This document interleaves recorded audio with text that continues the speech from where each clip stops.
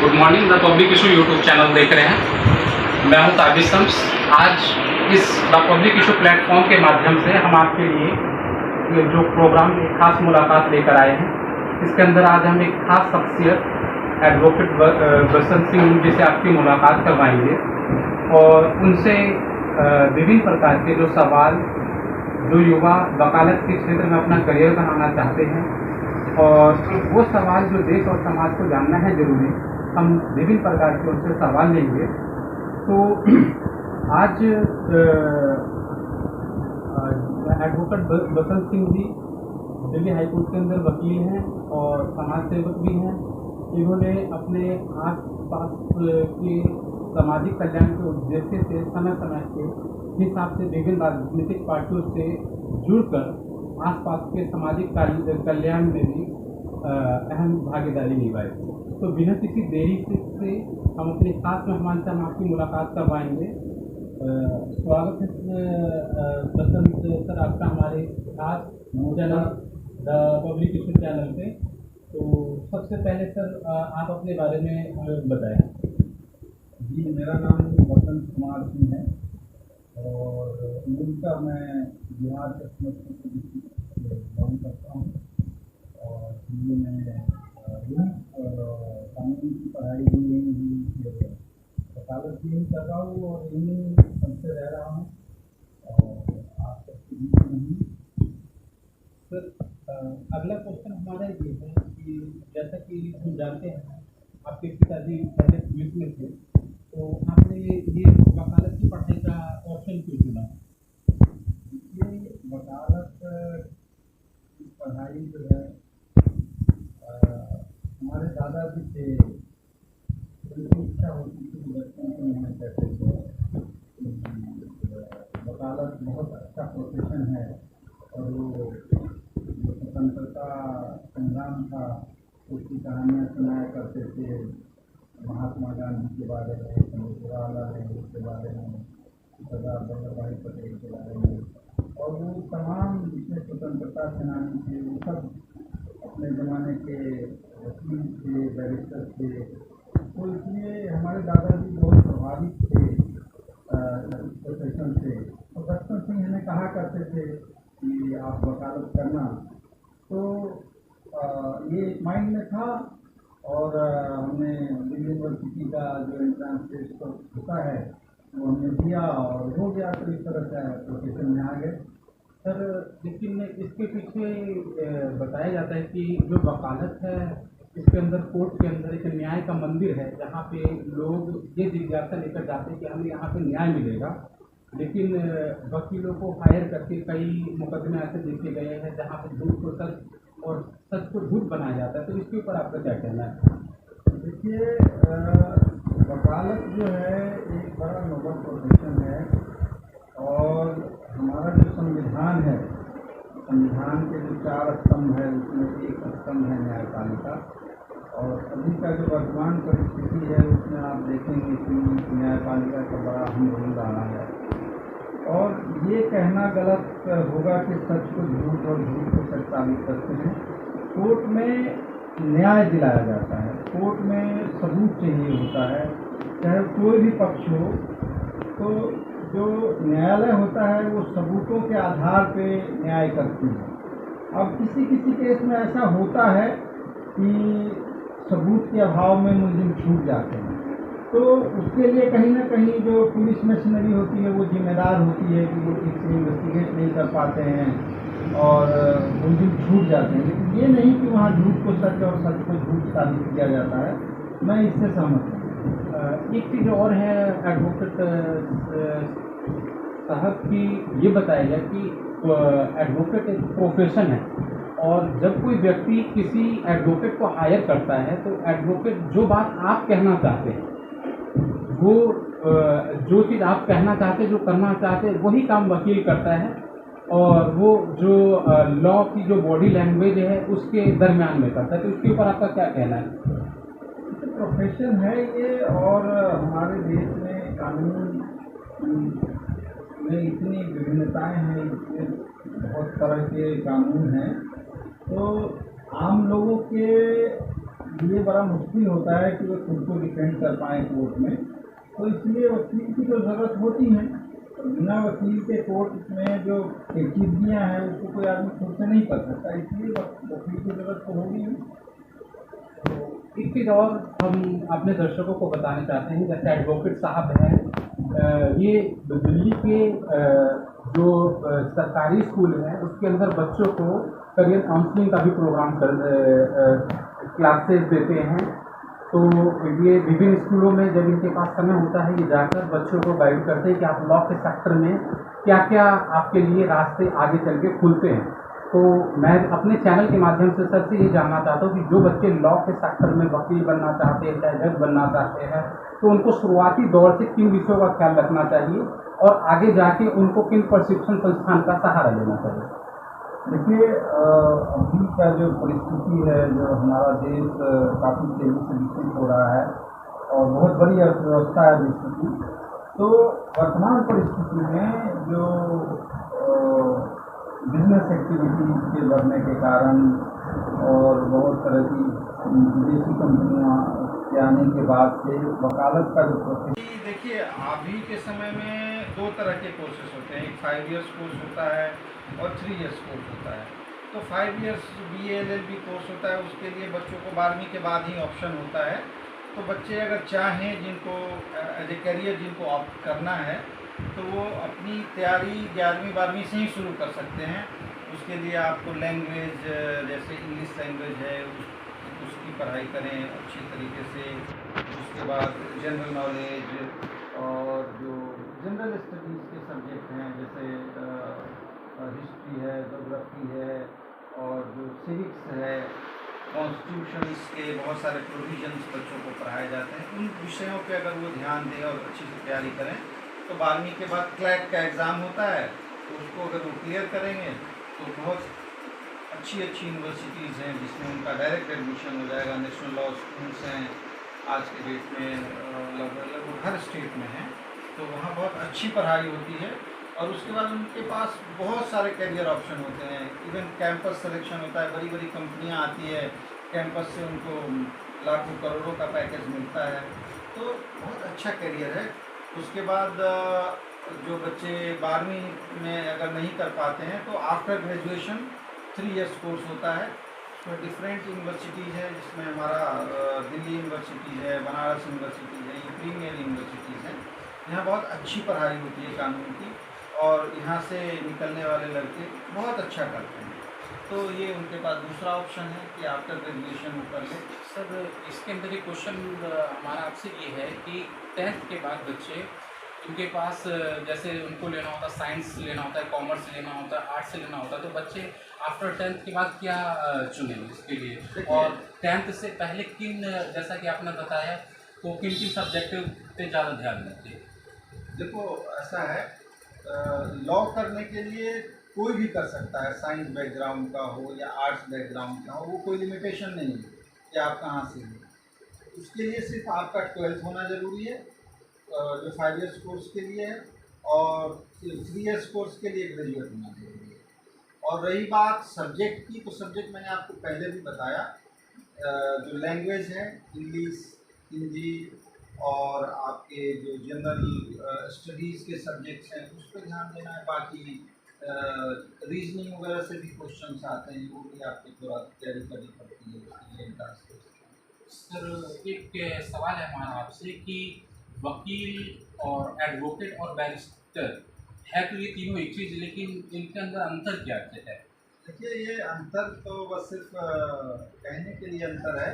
Barrister जो कहते हैं, जैसे हमारे देश में पहले क्या था, आज़ादी के पहले की यहाँ वो व्यवस्थाएं नहीं थी जो अभी है, जो कानून की पढ़ाई होती। तो अंग्रेज़ जब यहाँ थे उस समय ये सिस्टम स्टार्ट हुआ, जो कोर्ट का सिस्टम है, जो वर्तमान कोर्ट का सिस्टम है।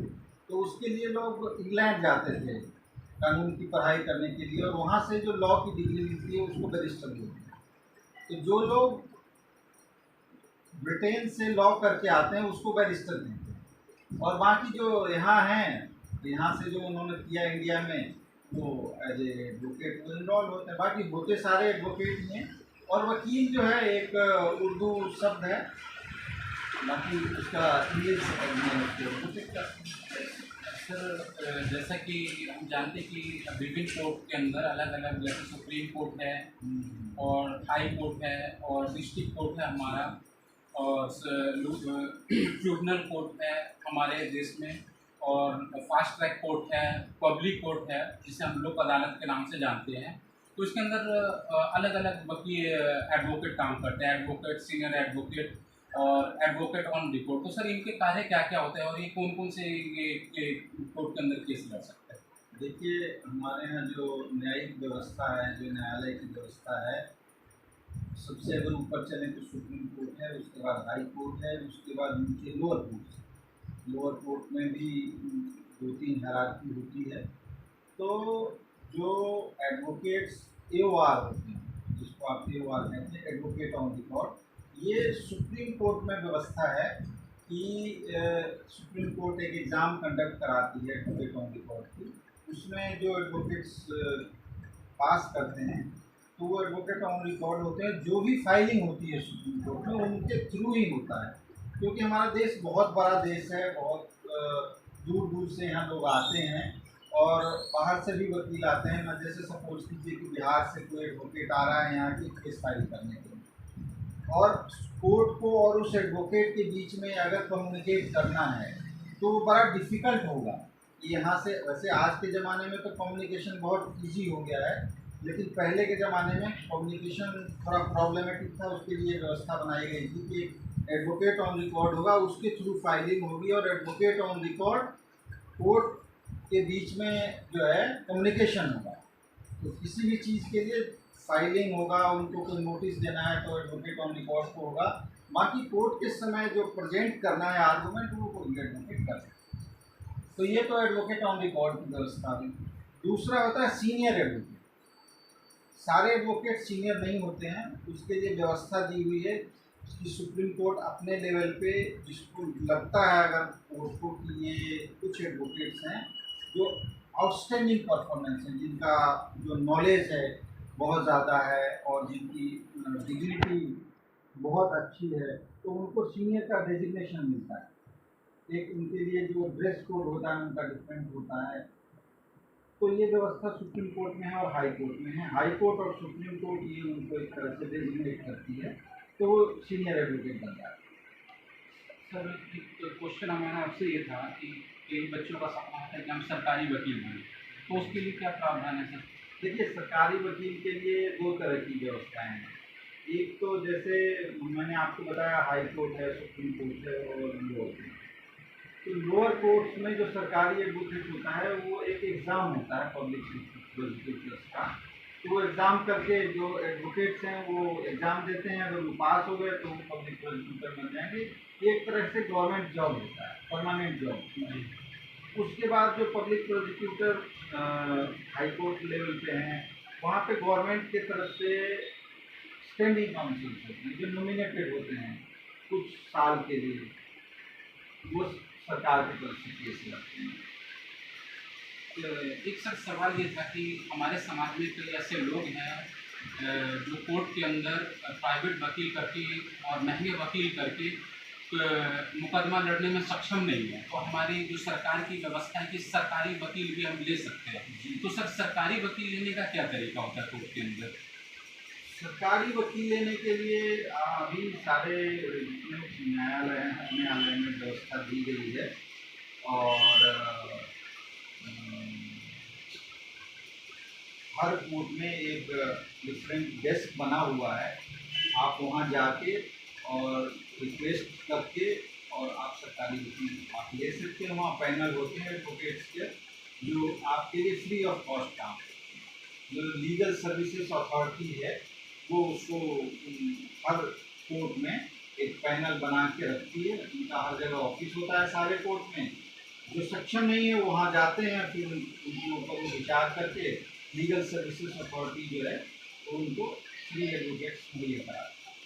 सर एक क्वेश्चन हमारा ये था कि कई लोग हैं जिनको लगता है कि हमने मुकदमा लड़ा और हमारा पक्ष सही भी था, लेकिन फैसला उनके पक्ष में नहीं आया और उन्हें न्याय नहीं मिला, तो उस स्थिति में उस व्यक्ति को क्या करना चाहिए? देखिए, हमारे देश में व्यवस्था है कानून में कि कोई भी अगर ऑर्डर है, अगर किसी को लगता है कि वो गलत है तो उसमें अपील की व्यवस्था है।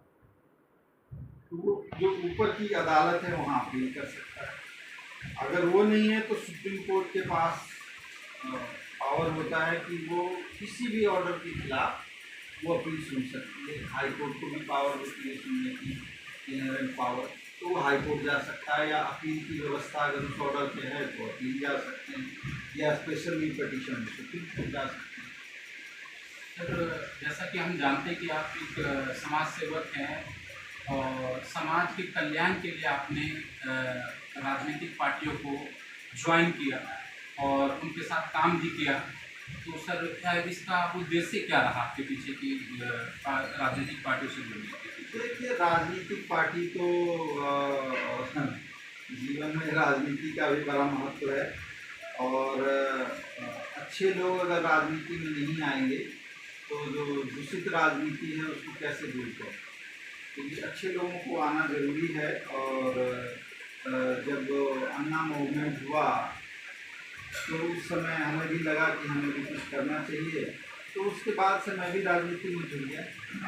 सर, एक जैसा कि आप लीगली एडवाइजरी वकील भी हैं और राजनीतिक पार्टी से जुड़े हुए भी हैं, तो एक क्वेश्चन है अभी जो चला हुआ है कि जैसा कि हमारे प्रधानमंत्री नरेंद्र मोदी ने एक भाषण के अंदर बताया था कि दिल्ली सरकार यहाँ की जो गरीब जनता है, जो लो लेवल की, उनके लिए 200 यूनिट फ्री बिजली और पानी की फ्री पानी व्यवस्था और फ्री राशन की व्यवस्थाएं कर रखी है, फ्री स्वास्थ्य की व्यवस्था और फ्री शिक्षा की व्यवस्था। लेकिन प्रधानमंत्री जी इसको कहते हैं कि फ्री बीज है और ये फ्री बीज एक कल्चर लाने की व्यवस्था की जा रही है, तो इसके ऊपर सर आपको क्या कहना है? देखिए, मेरा बड़ा क्लियर कहना है कि शिक्षा और स्वास्थ्य ये जरूरी है, और ये तो बिल्कुल फ्री होना ही चाहिए, क्योंकि हमारा देश गरीब है और गरीब जो है शिक्षा के माध्यम से ही ऊपर आ सकता है। तो इसलिए शिक्षा, और हमारे ही नहीं, आप अगर अदर कंट्रीज की बात करें तो फॉरेन कंट्रीज में बहुत सारे यूरोपियन कंट्री है जहाँ स्वास्थ्य और शिक्षा तो बिल्कुल ही फ्री है, ये होना भी चाहिए।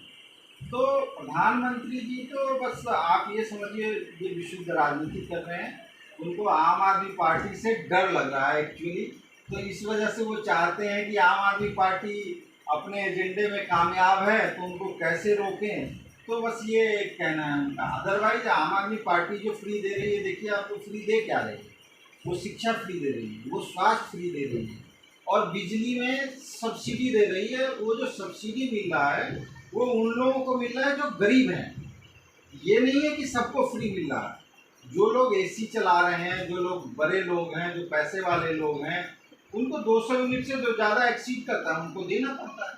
तो गरीब लोग, जो लोग नहीं अफोर्ड कर सकते हैं, और शहर में बिजली जो है आवश्यकता है, तो जो शहरों में लोगों को मिल रहा है तो इसमें कोई बड़ी बात नहीं।